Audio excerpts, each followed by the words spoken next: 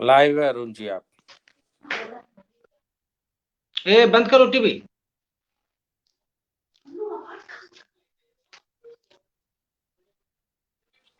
आप लाइव हैं,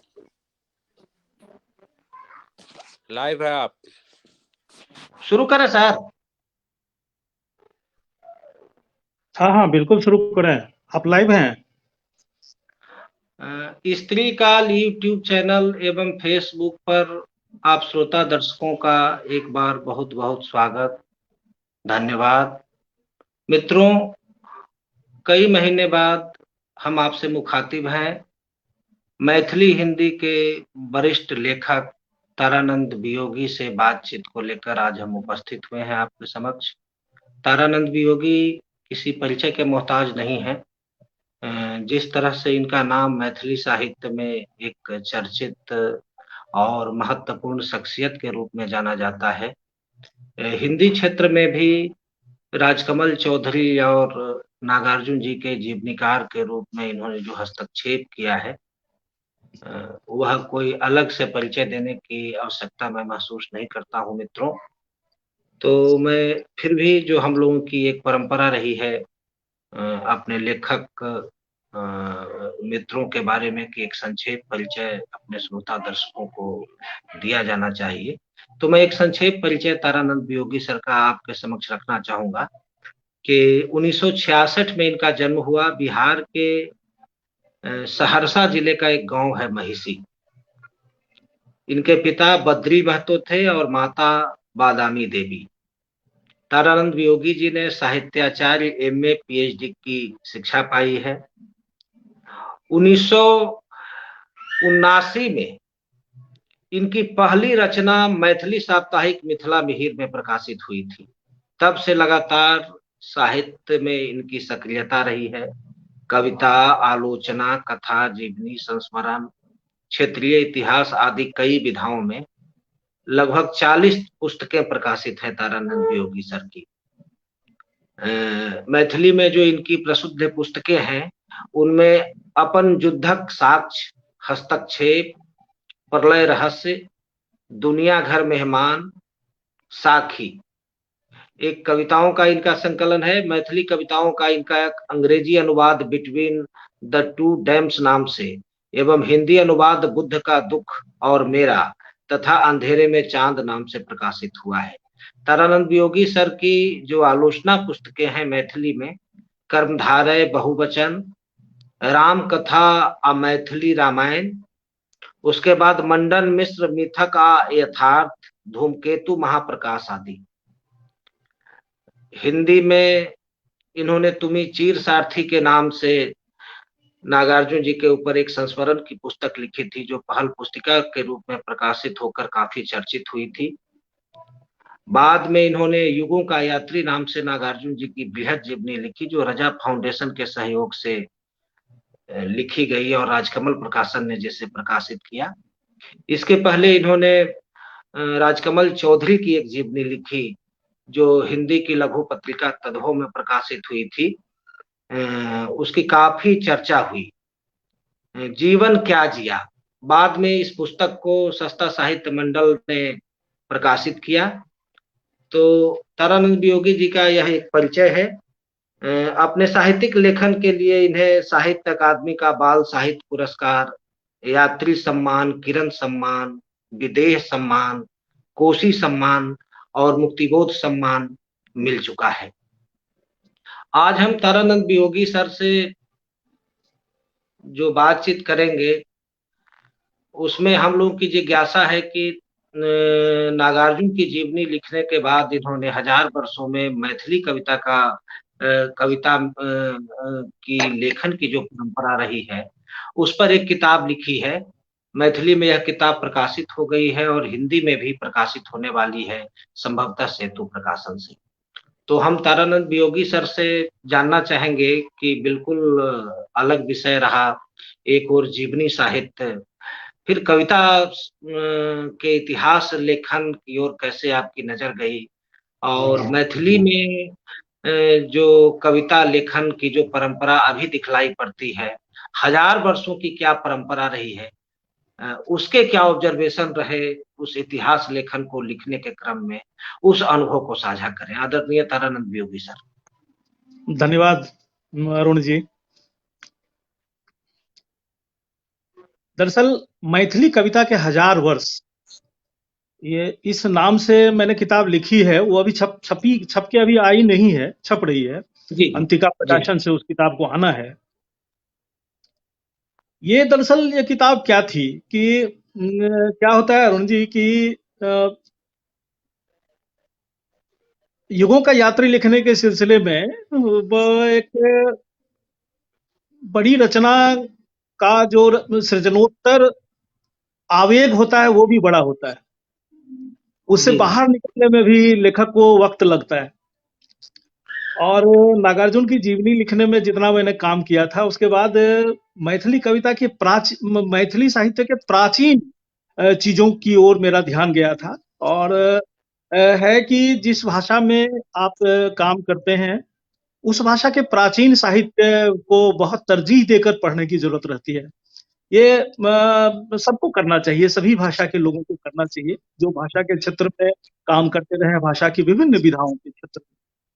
तो मेरी उत्सुकता मैथिली के प्राचीन साहित्य को लेकर पढ़ने की थी। और जब मैंने उसको पढ़ना शुरू किया, तो जब आप साहित्य को पढ़ते हैं, माने उसके पाठ को पढ़ते हैं, तो फिर पाठ की व्याख्या जिस प्रकार से बाद में लोगों ने की, इतिहासकारों ने उसके बारे में इतिहास में क्या दर्ज किया, आलोचकों ने उसके बारे में आलोचना में क्या दर्ज किया, तो इन सब चीजों को जब मैं साथ साथ देखने लगा, तो मैं बहुत मुश्किल में पड़ गया। मतलब इतिहासकार या आलोचक का काम रचना के पाठ को आसान बनाना होता है। और मैंने देखा कि मैथिली के प्राचीन साहित्य को समझने के लिए अगर आप इतिहास और आलोचना के घेरे के अंदर जाएंगे, तो इस तरह से आप इस कदर फंस जाएंगे कि आप साहित्य और उसके पाठ को तो बिल्कुल नहीं समझ पाएंगे। बिल्कुल आप उसके सही तरीके से उसके भीतर आपको घुसना संभव नहीं हो पाएगा। तो इस सिलसिले में मेरी किताब कोई लेखक क्यों लिखता है, तो उसके बारे में एक चीज ये भी कहते हैं कि जब लेखक तो पढ़ता है, मूलतः तो वो पढ़ने वाला जीव होता है। और जैसे जो किताब वो मैंने उसकी नितांत पसंद की किताब हो, जिसको किसी दूसरे ने दूसरा न लिख पाया हो, तो उस अभाव को भरने के लिए लेखक किताब लिखता है। एक ये बात भी कहता जी है। जी तो जी मुझे जी लगा ये अरुण जी कि मेरे काम को तो मतलब लोगों ने कठिन बना दिया, हमारे पूर्वाचार्यों ने, कि अब उसको ठीक ठीक आप उसके मैंने पाठ को आप समझ नहीं सकते। तो मैं जब इसको पढ़ रहा हूँ, तो इस काम को थोड़ा आसान किया जाए। तो इस हिसाब से जी इसको इतिहास की किताब कहना बहुत मुझे नहीं लगता कि उचित होगा, क्योंकि मैं उसमें जी इन्वॉल्व रहा हूँ, उसका हिस्सा बना हुआ रहा हूँ। और इतिहास शायद उसका अनुशासन थोड़ा अलग है, वो साहित्य की किताब है मैंने जो लिखी है।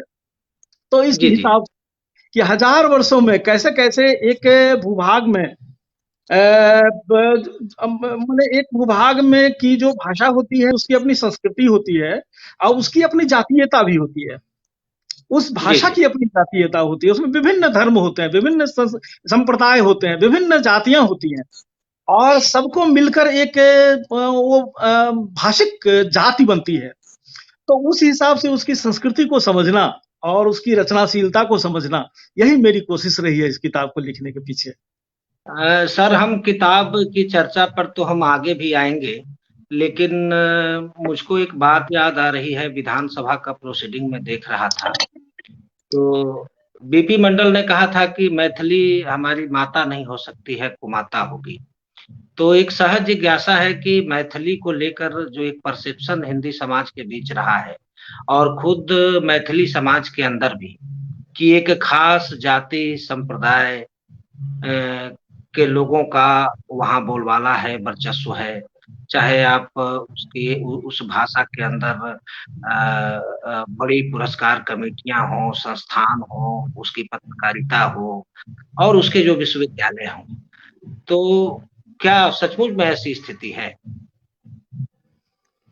हाँ अरुण जी, स्थिति तो वो है, वो जो जी जी मतलब लोग बातें कह रहे हैं, जी जी वो तो है।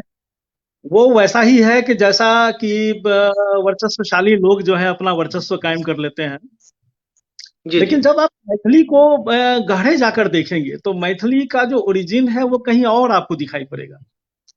जी जी वो, हाँ, वो कहीं और आपको दिखाई पड़ेगा।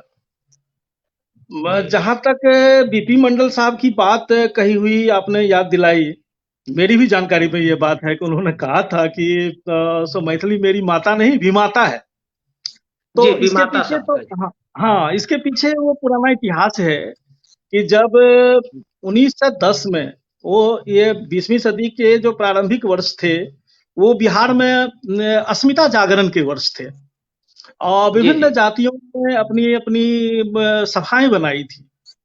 और जी जी मुझे लगता है कि पहली जो महासभा बनी थी बिहार में वो महासभा बनी थी और फिर बाद में मैथिल महासभा बनी।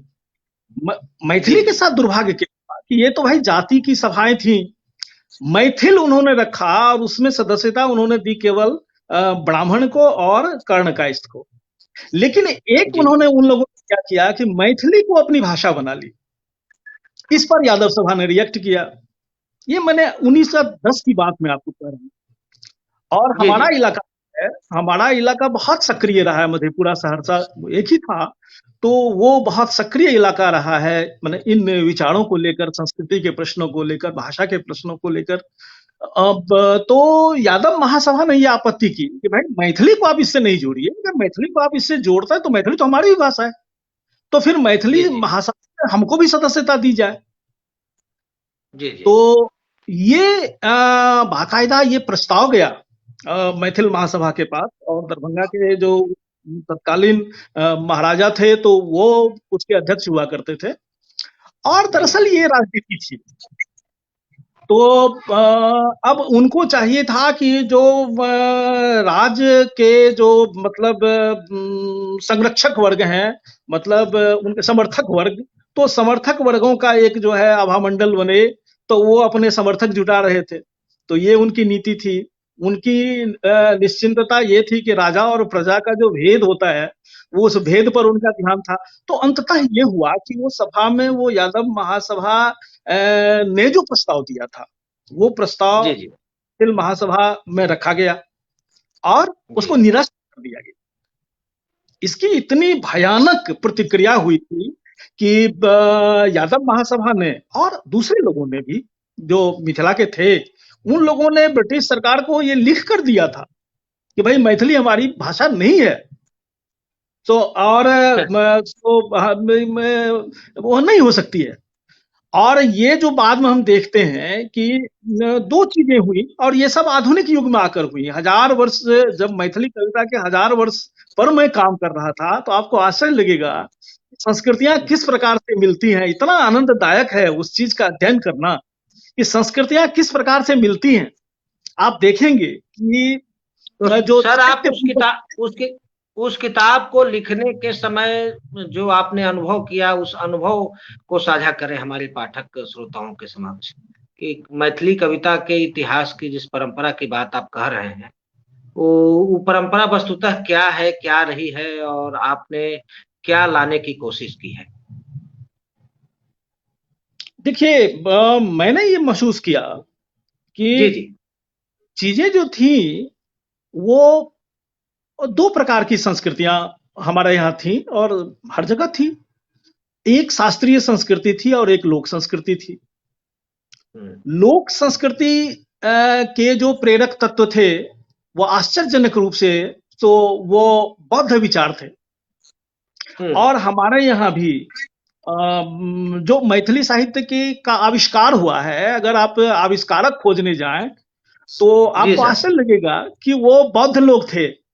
और तमाम छोटी जातियों, नीची जातियों के कहे जाने वाले लोग, जिनको परंपरागत रूप से ये कहा जाता था, और उन्होंने केवल इसलिए मैथिली कविता का आविष्कार किया कि उन्हें जनता तक अपनी बात पहुंचानी थी। इस जनता पर, जनता के बारे में, कि ये राहुल जी ने बड़ा अच्छा लिखा है, राहुल सांकृत्यायन ने, कि भाई जी जी आज जनता समझ कहते हैं, वो जनता उस जमाने में जनता नहीं होती थी, क्योंकि हम्म। जनता जिसको आप कहते हैं उसमें से 20% लोग तो दास दासी थे, और जी वो जी जान माने केवल देखने में आदमी की तरह लगते थे। बाकी उनकी खरीद बिक्री वगैरह तमाम चीजें होती थी, उनकी कोई मतलब और कुछ उनका हो नहीं सकता था। वो मैंने जी और विद्यापति ने लिखा है, खरीद बिक्री जो मनुष्यों की होती थी, दासों की। और जी जी जो बाकी जो लोग थे तो उसमें किसान थे, शिल्पकार थे, और फिर कृषि मजदूर थे, किसान थे, और केवल 10% लोग थे जो सामंत थे। उनकी भाषा संस्कृत थी, वो सारा उनका कारोबार, उसमें पढ़े लिखे लोग भी उसी में होते थे। तो ये 90% का जो समाज था, अब आप देखिए कि उस आदमी के मन में ये बात आती है, उस पहला रचनाकार जो भी कोई था, और वो मैं जी 84 जी सिद्धों में से कोई वो था, तो उसके मन में जब पहली बार ये बात आती है कि हमको चूंकि जनता तक अपनी बात पहुंचानी है, तो ये बहुत वंदनीय प्रयास है ये। और फिर आप देखेंगे ना कि जो जिसको मैथिल संस्कृति कहते हैं, और जिसके बारे में जी जी आपने शुरू कहा कि वो ब्राह्मणों की संस्कृति है, तो मैथिली साहित्य ये इसकी सूचना नहीं देता, इसकी पुष्टि नहीं करता है कि मैथिली ब्राह्मणों की संपत्ति है। मैथिली का आविष्कार तो गैर ब्राह्मणों ने किया, मैथिली को पुष्ट अच्छा पाला पोसा गैर ब्राह्मणों ने, मैथिली में जो जी महान रचनाएं, महान सृजन हुए, वो गैर ब्राह्मणों ने किए या फिर गैर ब्राह्मणों के बारे में किए गए। जी जी और जब आधुनिक युग आया और इतिहास विधा आई और आलोचना विधा आई, तो थोड़े से जो पढ़े लिखे लोग थे, जो ब्राह्मण समुदाय के थे निश्चित रूप से, और ब्राह्मण समुदाय का होना बुरा नहीं है, बुरा है उस जिद से भरा हुआ होना कि हम शास्त्रीय संस्कृति, कर्मकांड की जो शास्त्रीयता थी वो मैथिल शास्त्रीयता थी, तो कर्मकांड के बाहर हम नहीं जाएंगे, ये जो जिद थी। तो अब आप हम्म गौर करें तो सबसे आपको रोचक लगेगा जब आप मैथिली के लोक साहित्य का अध्ययन करें, तो आप पाएंगे हम्म कि जैसे मैं एक उदाहरण आपको देता हूं कि भाई विदेह जो थे, मैथिल लोग जो मैथिल ब्राह्मण हैं, विदेह की संस्कृति से आए हैं, तो वो लोग जो थे और उनके जो पड़ोसी लोग थे, तो ये चैत्य पूजक नहीं थे, जबकि वैशाली के जो थे बौद्ध के समर्थक, बौद्ध धर्म के अनुयायी, वो चैत्य पूजक थे। आज आप देखेंगे कि मिथिला का घर घर, चाहे वो ब्राह्मण हो या ब्राह्मणेतर समाज का सदस्य हो, वो चैत्य पूजक है। हर हर घर में चैत्य की पूजा होती है। चैत्य दरअसल वो पीढ़ी होती है, जो मिट्टी का एक वो बना दिया जाता है, जैसे माने बुद्ध के स्मारकों पर हम लोग चैत्य बना हुआ देखते हैं। तो वो परंपरा एक हिसाब से आप कहें उसको, मतलब लोगों ने कहा भी प्रेत पूजा कहा उसको।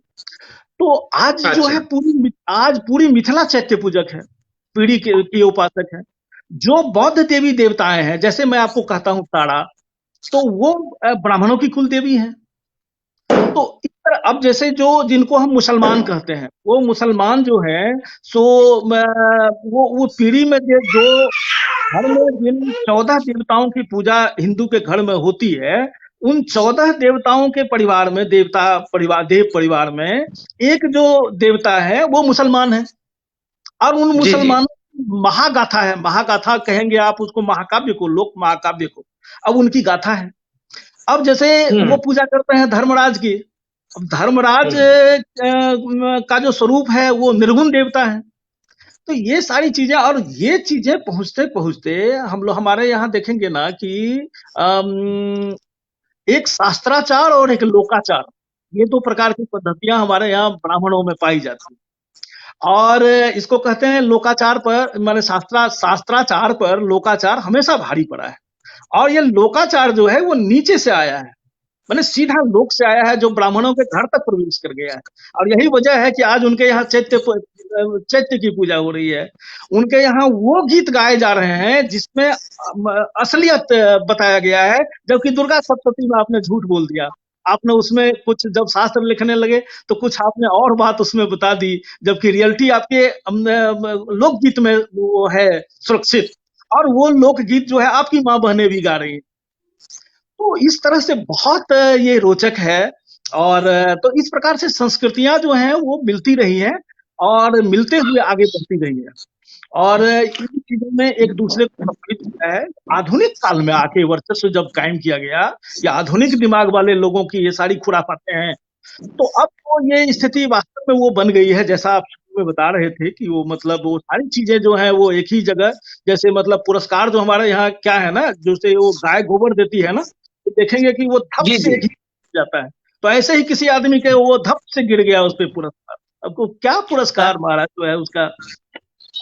तो ये बात आपने ठीक कही है। तो ये सारी चीजें जो है आधुनिक काल आने के बाद शुरू हुई है। जब हम 1000 वर्ष की परंपरा का अवलोकन करते हैं तो बहुत रोचक है वो, अब बहुत तो प्रेरक है। वियोगी वियोगी सर, आपने बेसिकली बहुत ही बेहतरीन तरीके से बताया कि बहुजन विचार की जो परंपरा है वह कोई नई नई नई नहीं है, मैथिली साहित्य की बुनियाद रही है।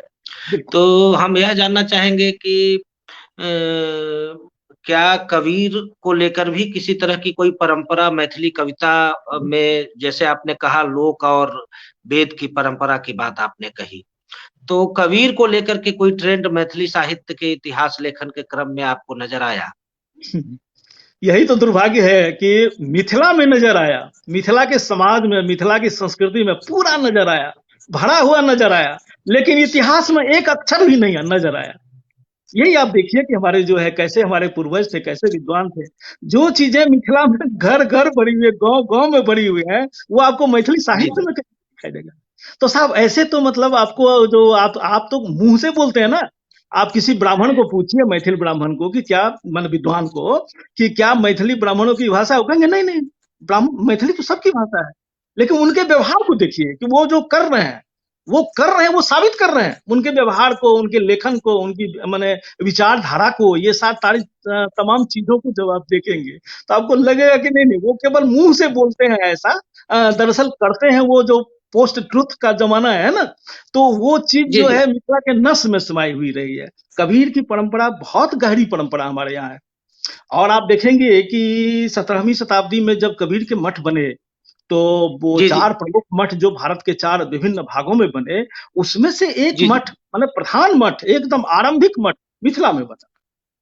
और मिथिला में एक मान्यता ये भी रही है, और इस बारे में डॉक्टर सुभद्र झा हमारे बहुत बड़े विद्वान हुए हैं, और कहते हैं कि नोम चोम्स्की के वो गुरु थे। मतलब वो युवा थे, तरुण थे, नोम चोम्स्की, जिस समय ये पेरिस में पीएचडी कर रहे थे, और पीएचडी कर रहे थे जी जी। फॉर्मेशन ऑफ मैथिली लैंग्वेज पर।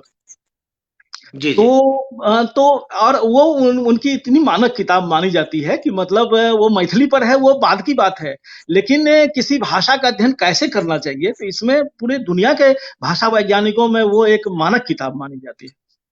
तो खैर, तो उनके मैंने सुभद्र झा ने ये भी साबित की, और पूरे दुनिया में हाहाकार मचा था उस समय जब उन्होंने ये साबित किया था कि वो तो दरअसल कबीर की पैदाइश ही मिथिला की थी,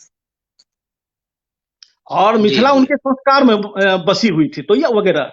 लेकिन वो हो ना हो, अब तो मैंने विद्वानों ने कबीर की इन चीजों पर, कि वहां पैदा कहाँ हुए, मरे कहाँ, या मतलब उनका जीवन कहाँ कटा, इन चीजों पर अध्ययन करना विद्वानों ने छोड़ दिया। इतना ज्यादा इस पर विवाद हुआ, इतना ज्यादा विवाद हुआ कि अब इस पर जो है वो जो कबीरपंथी लोग जो विश्वास करते हैं, उसी विश्वास को लोगों ने, विद्वानों ने सहमति दे दी। तो एक तो वो चलिए, जी जी। कबीर, तो पहला तो ये हुआ कि कबीर का जो पहला मठ बना वो 17वीं शताब्दी में तभी बना जब भारत में कहीं भी और जगह बना। और जी जी। 18वीं शताब्दी में हमारे यहाँ कृष्ण कारख दास नाम के एक संत हुए, कबीरपंथी। जी जी। और 18वीं शताब्दी 100 वर्ष आते आते ये स्थिति बन गई कि हमारे यहाँ जो कबीर पंथ के जो है हजारों आश्रम थे, और उन हजारों आश्रम में जो प्रमुख थे, मतलब जिसको आचार्य गादी कहते हैं वो, तो आचार्य जी गादी जी। पर ब्राह्मणों का कब्जा हो गया। ब्राह्मण कबीरपंथी भी बन गए। जब कबीर पंथ आया तो ब्राह्मण भी कबीरपंथी बन गए और फिर कबीर कबीर पंथ में घुसकर उसमें वर्ण व्यवस्था लागू कर दी। और वर्ण जी जी मैंने मैं आपको 17वीं शताब्दी बीतते बीतते की स्थिति में आपको बता रहा हूँ। तो जी वो जी व्यवस्था भी लागू हो गई। तो एक साधु कृष्ण कारक दास थे जिन्होंने विद्रोह किया और विद्रोह जी किया, जी उनको पस्त किया और एक नया संस्करण कबीर पंथ का आया जिसको आप एकदम मिथिला संस्करण कह सकते हैं। और उसकी मैंने समूची वो समझिए कि ऑफिशियल जो उसकी भाषा है वो मैथिली है। जी तमाम रचनाएं उसमें मैथिली में लिखी गई, किताबें मैथिली में लिखी गई। तो मतलब इस हिसाब से पूरा वो मिथिला का संस्करण वो आया। और मुझे तो लगता है कि मतलब हजारों हजारों उनके मठ हैं और वचन वंशीय वो संप्रदाय कहलाते हैं कबीर पंथ के। तो जी जी हम मिथिला के पास अपना ये संस्करण है। और जिस जमाने में नगेंद्रनाथ गुप्त वगैरह विद्यापति के गीत खोजने के लिए मिथिला में घूम रहे थे तो आपको आश्चर्य जी लगेगा कि विद्यापति के गीत नहीं मिले, बहुत मुश्किल से मिले। और ग्रियर्सन ने भी जो खोज की यहाँ पर तो उनको मैंने 100 से कम ही गीत मिले, जी बाहर जी ही ज्यादा गीत मिले। लेकिन जो ओरिजिनल स्रोत था यहाँ पर तो उस जगह तक लोग पहुंच नहीं पाए। तो खैर विद्यापति पर थोड़ी सी बात मैं आपको आगे भी बताऊंगा। तो उस परिस्थिति में तो विद्यापति के जब पोथा जिसको बोलते हैं उनकी पांडुलिपियां जो मिली तो दो पांडुलिपियां मिली, तरोनी और रामभद्रपुर, ये दो जगहों पर। अगर आपने कबीर को खोजा होता, कबीर की पांडुलिपियां आपने खोजी होती तो मेरा दावा है कि 200 पांडुलिपियां आपको मिलती, क्योंकि उनका संरक्षण की भी उनकी व्यवस्था थी। उनके मठ हुआ करते थे। विद्यापति का कोई मठ नहीं हुआ, विद्यापति को तो उजाड़ दिया मिथिला में। और 150 वर्ष पहले अगर विद्यापति की कहानी आप जानेंगे कि मिथिला के लोगों को क्या जानकारी थी विद्यापति के बारे में, तो आपको ये आश्चर्य लगेगा कि वो कोई जानकारी नहीं थी। पहला इतिहास जो लिखा गया मिथिला का 1880 के जी दशक में, उसमें उन्होंने जी जी लिखा कि विद्यापति जो थे वो नैयायिक थे। जबकि अभी के जो आज के समय के जो मतलब विद्यापति के सबसे बड़े विशेषज्ञ संसार के हैं, मतलब पंडित गोविंद जी झा, वो कहते हैं कि जी विद्यापति और जो भी कुछ हो, न्याय उन्होंने ना पढ़ा और ना उसकी उनको जानकारी थी। और 1880 के दशक में जो बिहारी लाल फितरत ने आईनाए तिरहुत नाम से उर्दू में पहली किताब लिखी, जो मिथिला का इतिहास टाइप की किताब थी, जिसको महाराजा ने लिखवाया था।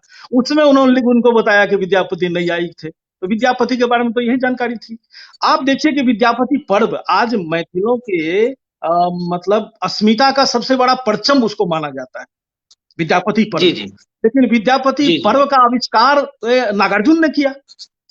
अब देखिए वो जी उनकी परंपरा के नहीं थे, वो इधर की परंपरा से आते थे। और विद्यापति गीत जो है तो पहली बार जो उसको धुन में दिया, जो आज आप चारों तरफ विद्यापति गीत सुनते हैं, उसको पहली जी जी बार जिस आदमी ने धुन में बांधा, जो धुन अभी सुनते हैं, जो शारदा सिन्हा ने गाया, जिसको रंजना झा जी गाती जी हैं और तमाम लोग गाते हैं, वो मांगन खवास नाम के जो है तो एक गवैया थे, जो पंडित मांगन लाल कहते हैं हम लोग उनको, मांगन लाल के जी बनाए जी हुए वो सारे के सारे धुन हैं। तो आप बना भी नहीं सकते थे। और जबकि आश्चर्य लगेगा कि जिस राजा कामेश्वर सिंह के दरबार में मांगन लाल रहते थे, वहीं पर रमानाथ झा भी जी रहते थे। और रमानाथ झा जी ने जी इतना पुरजोर विरोध किया, मतलब वो एकल गायन का। आप देखेंगे जी रमानाथ जी झा की मैंने रचनावली उपलब्ध है और पूरा साहित्य उनका ये सामने है। मतलब उनका ये कहना था कि विद्यापति के गीत एकल नहीं गाए जा सकते, सोलो नहीं गाए जा सकते। उनको जब भी गाना चाहिए तो कोरस में ही गाना चाहिए। अब इसके पीछे आप देखेंगे कि इतिहास क्या है।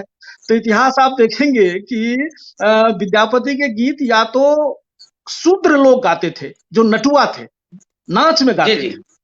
वो जी ब्राह्मण जी नहीं गा सकते थे, ब्राह्मण नाच नहीं कर सकता था, उनके लिए जो है वो मतलब अधम पेशा था। और या फिर जी स्त्रियां गाती थी, तो स्त्रियां भी कोरस में गाती थी और नटुए भी कोरस में गाते थे।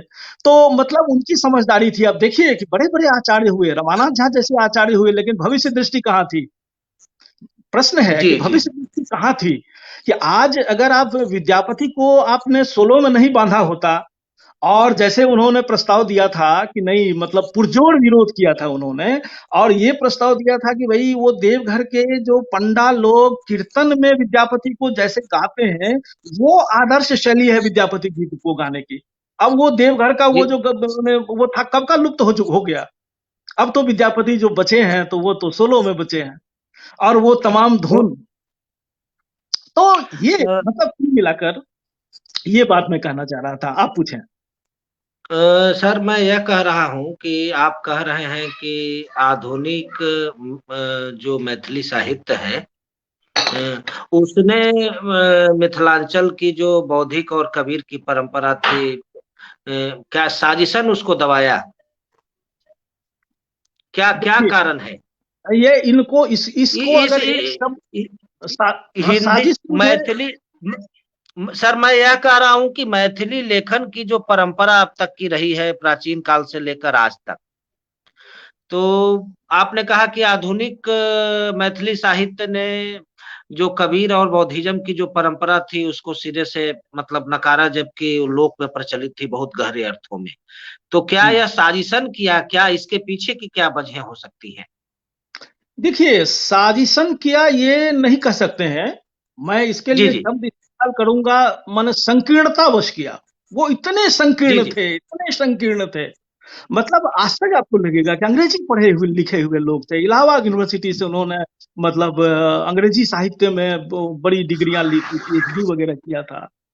लेकिन भीतर के इतने संकीर्ण थे कि अब जैसे मैं एक आपको दृष्टांत देता हूँ। मध्यकाल में हमारे यहाँ गोविंद दास हुए।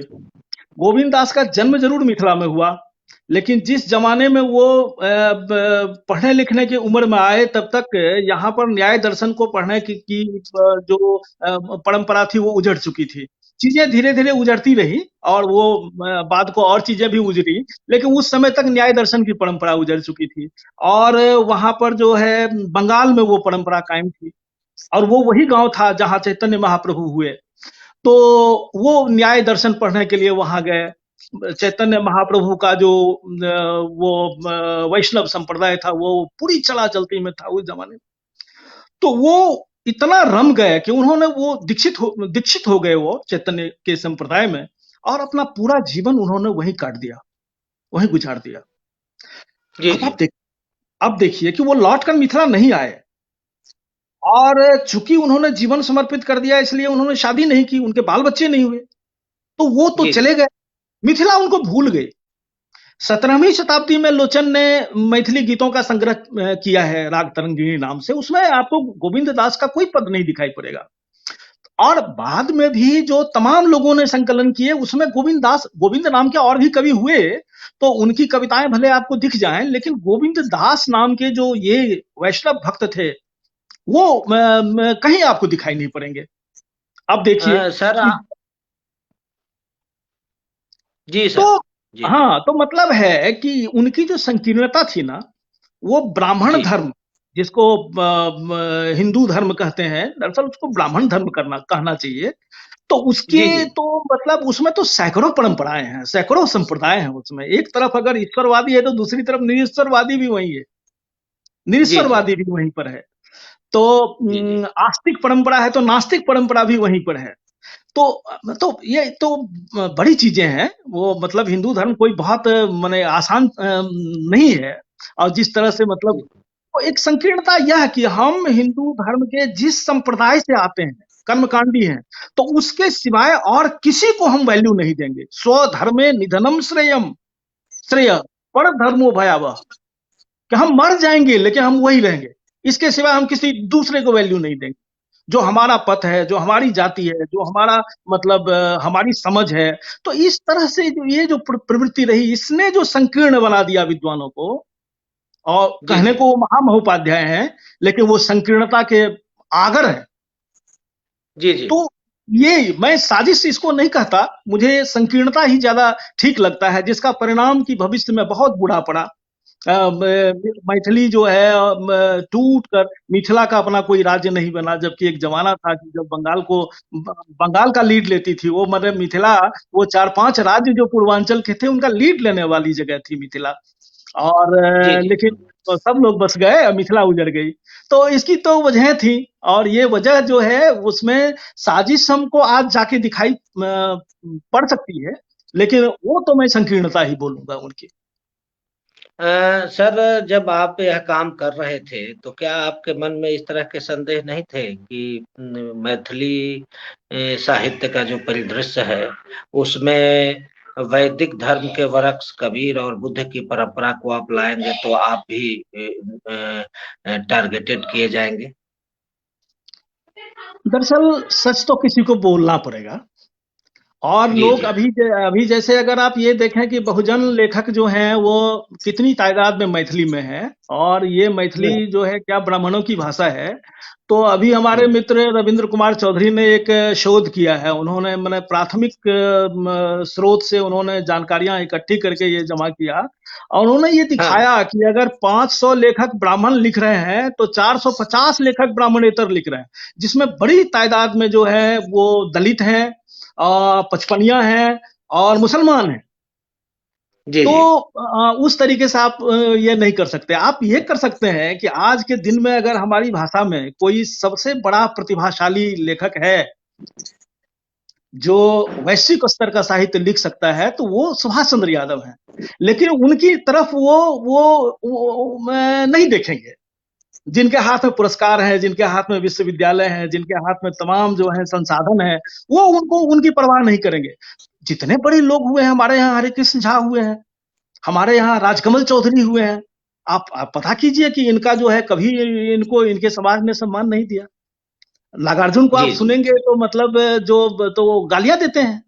तो वो बने जी, वो जी। जो संकीर्णता है ना, वो संकीर्णता ने खुद उनको तो बर्बाद किया ही, उनके घर को, उनकी भाषा को, उनके साहित्य को नरक बना के छोड़ दिया। सर, मैथिली साहित्य में बहुजन लेखकों की जो एक अकुलाहट दिखाई पड़ रही है, क्या यह मैथिली साहित्य की जो पुरानी परंपरा है उसका असर है, या मराठी और हिंदी में जो अस्मितामूलक लेखन रहे हैं उसका प्रभाव? देखिए, मराठी और हिंदी में जो काम हो रहा है उससे प्रेरणा तो जरूर मिली है, हिम्मत तो जरूर जी, बनी है उससे। और जब जी, माहौल कोई बनता है तो आप भी उसमें आगे आते हैं। जी, मगर यहाँ में इसकी अपनी परंपरा है, और जी, जी। सच देखने वाली आंखें जिन लोगों ने पाई, जैसे कि मैं हम्म, आपको काशीनाथ झा किरण का नाम लूंगा, नागार्जुन का नाम लूंगा, तो उन लोगों ने इस बात को लिखा और रखा, देखा। अभी मैंने सुभद्र झा की बात की थी। तो जी, परंपरा जी, तो इनकी अपनी है, परंपरा अपनी है। और बहुत सारी चीजें इस परंपरा में ऐसी हैं कि जिनको कि अभी भी, अब जैसे वो एक इस किताब में एक बड़ा भाग, लगभग समझे कि 200 पृष्ठों में मैंने ये काम किया है कि मिथिला का जातीय साहित्य क्या है, जी, इस पर जी, 200 पृष्ठों में मैंने काम करने की कोशिश की है। तो अब इसकी जी, पहचान की जानी चाहिए कि साहब जो है, मैंने कैसे आप कहेंगे कि कोई चीज विजातीय है। अब जैसे एक चीज मैं आपको बताता हूँ कि मिथिला में मैथिली की जो प्राचीन कविताएं हैं उसमें छंद नहीं होते थे। छंद हमारे यहाँ विजातीय चीजें हैं। अब छंद जी, संस्कृत की चीज है, हमारी चीज नहीं है। हमारे यहाँ लय और ताल, ये दो चीजों पर कविताएं लिखी लिखी जाती थी। विद्यापति ने इन्हीं दो चीजों पर कविता लिखी, सिद्धों ने इन्हीं जी, पर लिखी। बाद की परंपरा में भी जो लोग हुए उन्होंने इसको पकड़ा। लेकिन आज देखेंगे कि जब छंदमुक्त कविता लिख रहे हैं कवि, तो लोग हल्ला करेंगे कि तो नहीं नहीं, ये तो मतलब विजातीय है, ये छंदहीन चीजें हमारी परंपरा की नहीं। महाराज, विद्यापति पर जो बहुत सारे आरोप लगाए जाते हैं उसमें से एक यह भी आरोप है कि उनको छंद का ज्ञान नहीं था। ये तो जी, शुक्र कहिए उन्होंने पुरुष परीक्षा लिखी जिसमें कविताएं उनकी संस्कृत कविताएं हैं। उससे पता चलता है कि विद्यापति को कितनी छंद सिद्धि थी। लेकिन जब वही आदमी मैथिली में लिखता है तो वो छंद की परवाह नहीं करता, छंद को तोड़ता है। तो खैर, तो इस तरह से हमारी परंपरा में बहुत सारी ऐसी चीजें हैं जो सीधे सीधे लोक से आई हैं, और वो शास्त्र का निषेध करती हैं, शास्त्र से बच के रास्ता निकालती हैं। आज जो हमारे यहाँ लेखक हैं, मैंने आपको बताया कि अगर वो 500 हैं तो ये 450 हैं। तो लेकिन इनकी सबसे बड़ी समस्या ये है कि परंपरा तो इनके पास है, लेकिन हिम्मत बहुत अभी अभी जाके वो उनको जुटी है। वरना तो ये आपको फर्क करना मुश्किल पड़ जाएगा कि मतलब लिखी तो है जरूर गैर ब्राह्मणों ने, लेकिन क्या उसमें जो वर्णित है यथार्थ, वो भी क्या गैर ब्राह्मणों का यथार्थ है? तो इसमें आपको मुश्किल पड़ेगा। तो आज भी लोग अपना दर्द नहीं बयान कर पा रहे हैं। तो अब ये चीज है, ये उनकी चुनौती है, मतलब ये भाषा में काम करने वाले लोगों की ये चुनौती है। तो एक तो कि मतलब वो अपने यथार्थ को, अपने अस्मिता बोध को वो अपने साहित्य में लाएं, और अपनी परंपरा में जो चीजें हैं वो देखेंगे कि आपको जापान में जो हाइकू लिखी जाती है वो हाइकू मैथिली में लोग लिखेंगे, लेकिन मैथिली की जो अपनी विधा है, जैसे मैं आपको बताऊं फकड़ा, फकड़ा एक जो है वो कविता की जी अद्भुत अद्भुत जंग कविता की परंपरा रही है, और वो हाइकू पर बहुत भारी पड़ेगा। अब उसको कविता के रूप में कभी किसी ने देखा नहीं। तो मैंने उन चीजों को जो कि मतलब हमारी जातीय परंपरा में कविता के काव्य रूप रहे हैं, तो उन काव्य रूपों को समझने की मैंने इसमें कोशिश की है। जी तो क्या सर भविष्य बहुजन लेखन की जो एक सुगबुगाहट मैथिली साहित्य में, जैसा कि आपने कहा कि वो नजर आ रहा है, और आपने यह भी बतलाया कि और उसको सजग सचेत होने की जरूरत है, तो क्या आपको लगता है कि आगे आने वाले भविष्य में उसकी एक समृद्ध परंपरा बन पाएगी? हाँ, मुझे पूरा विश्वास है, पूरा विश्वास है, वरना मैथिली बचेगी नहीं। मैथिली की जी जो जी साहित्य परंपरा है ना, मैं मैथिली से भाषा के जी बारे में नहीं कर रहा हूँ, साहित्य के बारे में कर रहा हूँ, क्योंकि इतना जी जी माने वो घटिया लिखा जा रहा है ना, इतना घटिया लिखा जा रहा है कि इस साहित्य का अस्तित्व बचेगा नहीं अगर इसमें दूसरे लोग नहीं आएंगे, बहुजन लोग नहीं आएंगे। और वो आ रहे हैं, ये समझिए जी कि जी मतलब प्रकृति चाहती है कि मैथिली का साहित्य आबाद रहे भविष्य में। वो आएंगे और सर वो सर बहुत बेहतरी के साथ आएंगे। सर अभी इसी से उपेक्षा जुड़ा कर रहे हुआ है। हैं। जी जी। सर इसी से सर इसी से जुड़ा हुआ एक सवाल राम नरेश यादव जी ने मधुबनी से किया है कि आधुनिक मैथिली लेखन के भाषा के एक पक्षीय मानकीकरण के सवाल पर आप क्या सोचते हैं? देखिए क्या रामनरेश जी, मानकीकरण तो क्या कहें, वो तो मैंने आपको कहा ही ना कि वो उनकी जो संकीर्णता थी, वो चीजों को जी जब तक जी वो अपने आप तक जो है केंद्रित नहीं कर लेते थे, तब तक उनको भरोसा ही, विश्वास ही नहीं होता था। ऐसे लोग वो होते थे हमारे विद्वान लोग। तो उनको मतलब बहादुरी इसमें दिखाई पड़ी कि हमारे 5 गांव में जो सो भाषा बोली जाती है वो हुआ मानक, और बाकी हो गया आनक। मतलब ये दूसरों का, जी ये जी पढ़ाया, ये अपना। तो अब ये तो आप अपना नाश खुद कर रहे हैं ना, अपना नाश खुद कर रहे हैं, तो मतलब उसकी परवाह नहीं करने की तरफ जो है युगबोध है। और आप देखेंगे कि आज भी जो मैथिली के दैनिक अखबार में मैथिल पुनर्जागरण प्रकाश नाम से मैथिली में एक दैनिक अखबार निकलता है, तो उस पर आज जी जी दो दो विशेष पन्ना आया है सुभाष चंद्र यादव पर। उसमें उन्होंने मैंने वो पचपनिया मैथिली पर उन्होंने बात की है। तो जी जी पचपनिया मैथिली या उनके जो उपन्यास आए हैं सुभाष जी के, अब वो क्या है, दरअसल वो ये है एक मतलब आप समझिए कि आप वो हिम्मत का पावर हाउस है वो हमको अच्छा ये नए आने वाले लोगों के लिए सो मतलब एक सीखने की जगह है कि उनकी भाषा क्या होनी चाहिए और कैसे होनी चाहिए, और उनकी अपनी भाषा उनको कहाँ से ग्रहण करना चाहिए। मुझे याद है कि वो मोहन भारद्वाज के यहाँ एक बार मैथिली के बहुत सारे लेखक नागार्जुन का इंटरव्यू ले रहे थे, तो उन्होंने ये जी पूछा कि उनसे, नागार्जुन से पूछा, और पूछने वाले मेरा ख्याल है कि राजमोहन झा ने पूछा कि आपको जो है किन गोष्ठियों में तो आप खूब जाते होंगे, तो गोष्ठियों में जो हाल के जो कवि हैं उनमें किनको किनको आप अच्छे आपको लगते हैं नए कवियों में। तो नागार्जुन तो हम्म। बहुत कलाकार आदमी थे, तो उन्होंने, जानते हैं उन्होंने क्या कहा, उन्होंने कहा कि मेरा तो, देखिए उन्होंने पूछा कि कवियों के बारे में पूछा कि कवि कौन अच्छे कवि हैं जिनको आपको सुनकर आनंद होता है,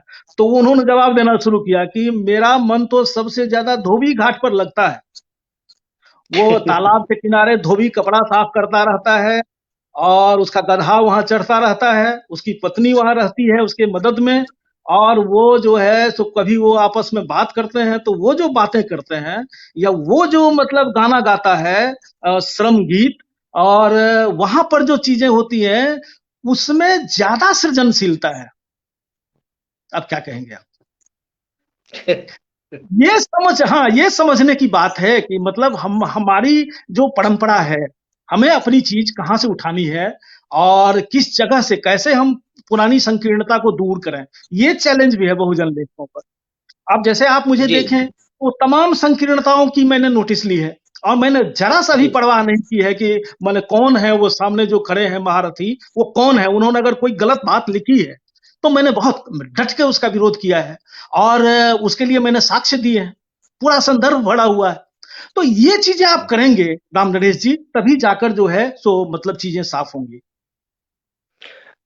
सर,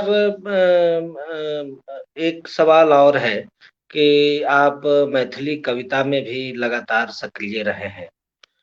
और आपकी एक बहुत प्रसिद्ध कविता ब्राह्मणक गांव के नाम से चर्चित रही है। तो उस कविता की रचना प्रक्रिया और उसको लेकर जो आपके ऊपर हमले हुए उसके बारे में हमारे श्रोता दर्शकों को बताएं। बाभनक गांव कविता मैंने अरुण जी 1999 में लिखी थी। जी जी अगर आप याद कर रहे हो तो आप याद करेंगे कि जो 20वीं शताब्दी जब बीत रहा था और 21वीं शताब्दी आ रही थी, तो ऐसा नहीं हुआ कि जैसे अभी 1 जनवरी आया है ऐसे मतलब अचानक से वो नई सहस्राब्दी आ गई। 15 साल पहले से समूची दुनिया में इसकी तैयारी हो रही थी। बहुत भयंकर गर्दमगोल मचाते हुए वो नई सहस्राब्दी आई थी। और ये जो अभी आप देखते हैं कि सेठों और बनियों की इतनी जो है मतलब अब ये है कि बड़े बड़े लोग उनकी जेब में रहते हैं, तो ये इसकी जी जी शुरुआत उस जमाने में हुई। तो वो जो गर्दमगोल मचाती हुई जो 21वीं शताब्दी आ रही थी, तो मुझे अपना गांव दिख रहा था। जी जी मेरा गांव ब्राह्मणों का गांव है, ब्राह्मण बहुल जी गांव, जहां मतलब उनकी वर्चस्व चलती है और उनके हिसाब से तमाम चीजें निर्धारित होती हैं। और उनकी जो दुर्दशा है वो बहुत करुणा की कविता है।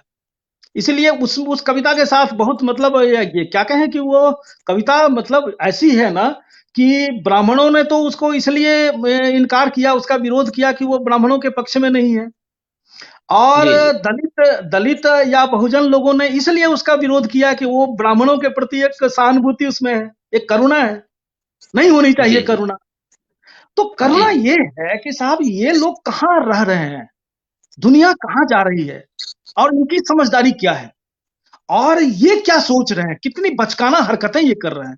जैसे अभी आपने कहा ना कि वो साजिश, साजिश नहीं संकीर्णता, उस संकीर्णता के किस प्रकार से ये दास बने हुए हैं कि इनको मतलब युग सत्य दिखाई नहीं पड़ रहा। इस बारे में वो कविता मैंने लिखी थी। हमले बहुत हुए, बहुत हमले हुए।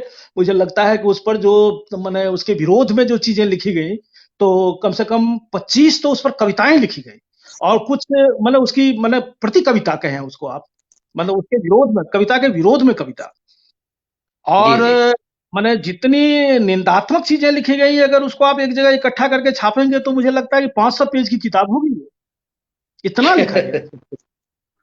तो लेकिन वो कविता जो है आज के भी दिन में मुझे मौजू लगती है और तमाम माने संवेदनशील विचारशील लोगों को वो मौजू लगी। यही उसकी अंतर कथा है। सर, एक और सवाल और जिज्ञासा भी आपसे हम लोगों की रही है कि मिथिलांचल के दो बड़े लेखक राजकमल चौधरी और राजकमल की जीवनी आपने लिखी, जिसकी हिंदी क्षेत्रों में जबरदस्त प्रतिक्रिया हुई। लोग फणीश्वर नाथ रेणु को लेकर भी आपसे अपेक्षाएं करते हैं कि काश उनकी भी जीवनी आप लिखे होते। इस पर आप क्या कहेंगे? अरे ये मेरा स्वप्न है और मुझे लगता है कि जो लोग मेरे प्रति आशीर्भाव रखते हैं और जी ये जी सद्भावना रखते हैं कि मैं कुछ ढंग का काम कर सकता हूँ, तो वो शायद उस मेरी उस कृति को मेरी मैंने